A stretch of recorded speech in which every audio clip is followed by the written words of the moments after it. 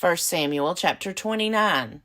Now the Philistines gathered all their forces at Aphek, while the Israelites were encamped by the fountain that is in Jezreel.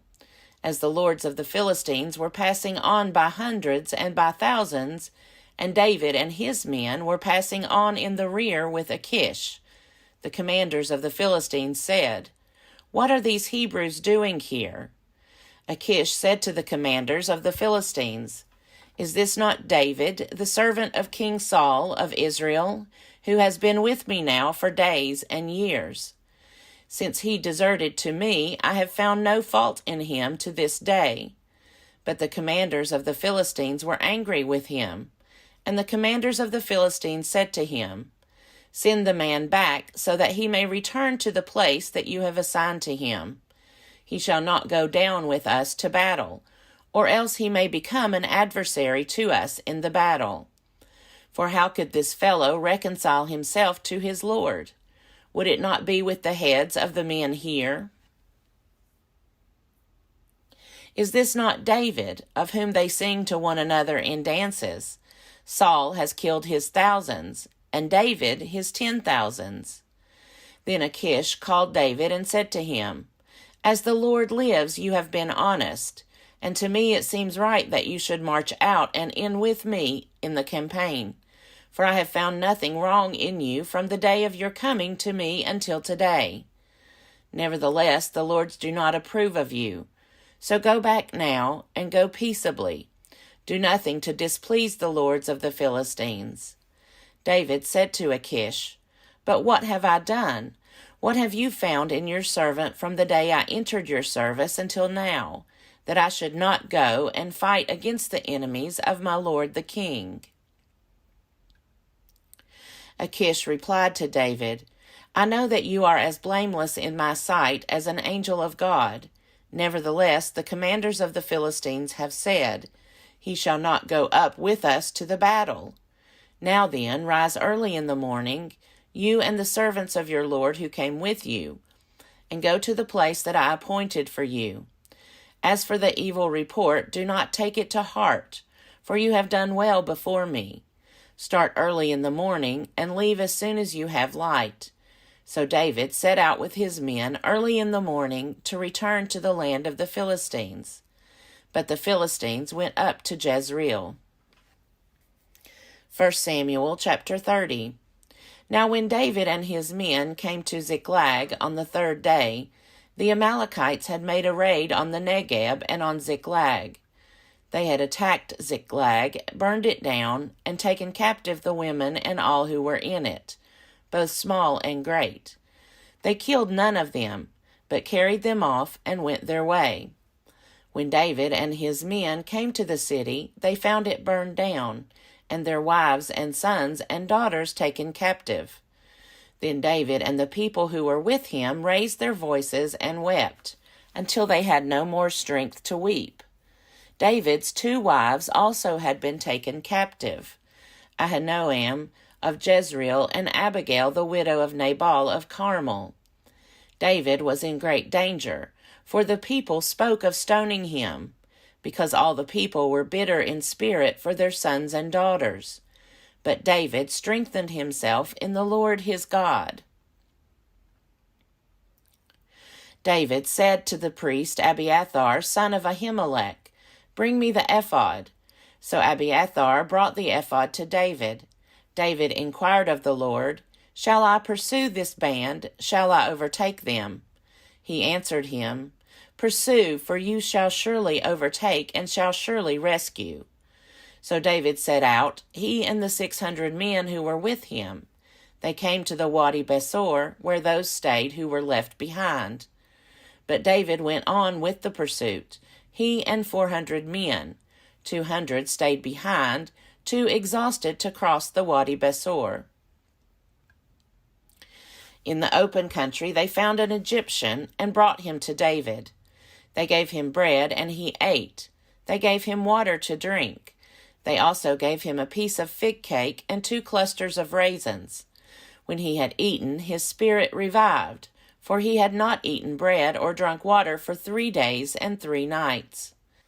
Then David said to "To whom do you belong? Where are you from?" He said, "I am a young man of Egypt, servant to an Amalekite. My master left me behind because I fell sick 3 days ago. We had made a raid on the Negeb of the Cherethites, and on that which belongs to Judah, and on the Negeb of Caleb, and we burned Ziklag down." David said to him, "Will you take me down to this raiding party?" He said, "Swear to me by God that you will not kill me or hand me over to my master, and I will take you down to them." When he had taken him down, they were spread out all over the ground, eating and drinking and dancing, because of the great amount of spoil they had taken from the land of the Philistines and from the land of Judah. David attacked them from twilight until the evening of the next day. Not one of them escaped, except 400 young men who mounted camels and fled. David recovered all that the Amalekites had taken, and David rescued his 2 wives. Nothing was missing, whether small or great, sons or daughters, spoil or anything that had been taken. David brought back everything. David also captured all the flocks and herds, which were driven ahead of the other cattle. People said, "This is David's spoil." Then David came to the 200 men who had been too exhausted to follow David, and who had been left at the Wadi Besor. They went out to meet David and to meet the people who were with him. When David drew near to the people, he saluted them. Then all the corrupt and worthless fellows among the men who had gone with David said, "Because they did not go with us, we will not give them any of the spoil that we have recovered, except that each man may take his wife and children and leave." But David said, "You shall not do so, my brothers, with what the Lord has given us. He has preserved us and handed over to us the raiding party that attacked us. Who would listen to you in this matter?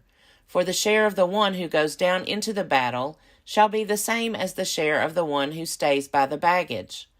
They shall share alike." From that day forward he made it a statute and an ordinance for Israel. It continues to the present day.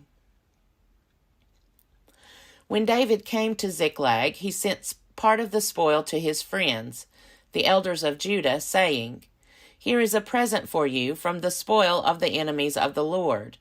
It was for those in Bethel, in Ramoth of the Negeb, in Jatir, in Aroer, in Siphmoth, in Eshtemoa, in Rachel, in the towns of the Jerahmeelites, in the towns of the Kenites, in Hormah, in Bor-Ashan, in Athak, in Hebron, all the places where David and his men had roamed.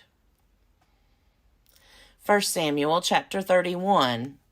Now the Philistines fought against Israel, and the men of Israel fled before the Philistines, and many fell on Mount Gilboa. The Philistines overtook Saul and his sons, and the Philistines killed Jonathan and Abinadab and Malchishua, the sons of Saul. The battle pressed hard upon Saul. The archers found him, and he was badly wounded by them. Then Saul said to his armor-bearer, "Draw your sword and thrust me through with it, so that these uncircumcised may not come and thrust me through and make sport of me." But his armor-bearer was unwilling, for he was terrified. So Saul took his own sword and fell upon it. When his armor-bearer saw that Saul was dead, he also fell upon his sword and died with him. So Saul and his 3 sons and his armor-bearer and all his men died together on the same day. When the men of Israel who were on the other side of the valley and those beyond the Jordan saw that the men of Israel had fled, and that Saul and his sons were dead, they forsook their towns and fled, and the Philistines came and occupied them. The next day, when the Philistines came to strip the dead, they found Saul and his 3 sons fallen on Mount Gilboa.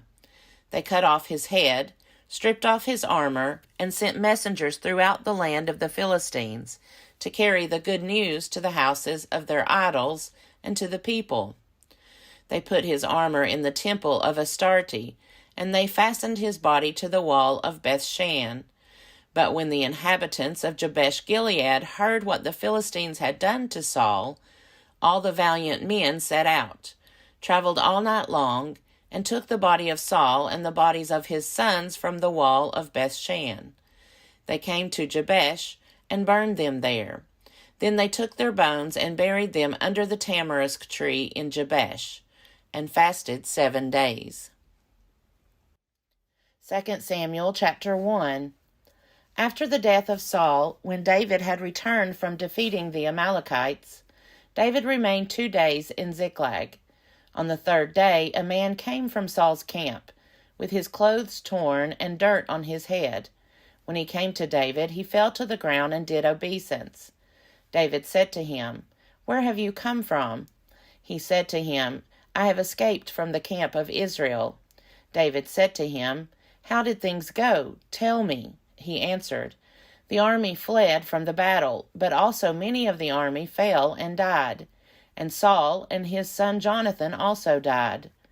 Then David asked the young man who was reporting to him, "How do you know that Saul and his son Jonathan died?" The young man reporting to him said, "I happened to be on Mount Gilboa, and there was Saul leaning on his spear, while the chariots and the horsemen drew close to him. When he looked behind him, he saw me and called to me. I answered, 'Here, sir.'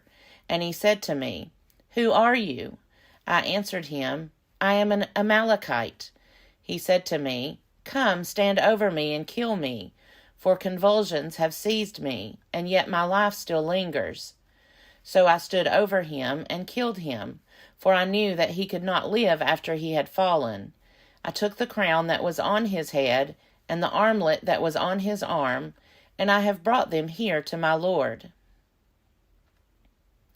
Then David took hold of his clothes and tore them, and all the men who were with him did the same. They mourned and wept, and fasted until evening for Saul and for his son Jonathan, and for the army of the Lord, and for the house of Israel, because they had fallen by the sword. David said to the young man who had reported to him, "Where do you come from?" He answered, "I am the son of a resident alien, an Amalekite." David said to him, "Were you not afraid to lift your hand to destroy the Lord's anointed?" Then David called one of the young men and said, "Come here and strike him down." So he struck him down, and he died. David said to him, "Your blood be on your head, for your own mouth has testified against you, saying, 'I have killed the Lord's anointed.'" David intoned this lamentation over Saul and his son Jonathan. He ordered that the song of the bow be taught to the people of Judah. It is written in the book of Jashar. He said, "Your glory, O Israel, lies slain upon your high places. How the mighty have fallen! Tell it not in Gath, proclaim it not in the streets of Ashkelon. Or the daughters of the Philistines will rejoice. The daughters of the uncircumcised will exult. You, mountains of Gilboa, let there be no dew or rain upon you, nor bounteous fields. For there the shield of the mighty was defiled, the shield of Saul, anointed with oil no more. From the blood of the slain, from the fat of the mighty, the bow of Jonathan did not turn back, nor the sword of Saul return empty. Saul and Jonathan, beloved and lovely, in life and in death they were not divided. They were swifter than eagles. They were stronger than lions. O daughters of Israel, weep over Saul, who clothed you with crimson in luxury, who put ornaments of gold on your apparel. How the mighty have fallen in the midst of the battle. Jonathan lies slain upon your high places. I am distressed for you, my brother Jonathan. Greatly beloved were you to me. Your love to me was wonderful, passing the love of women. How the mighty have fallen, and the weapons of war perished.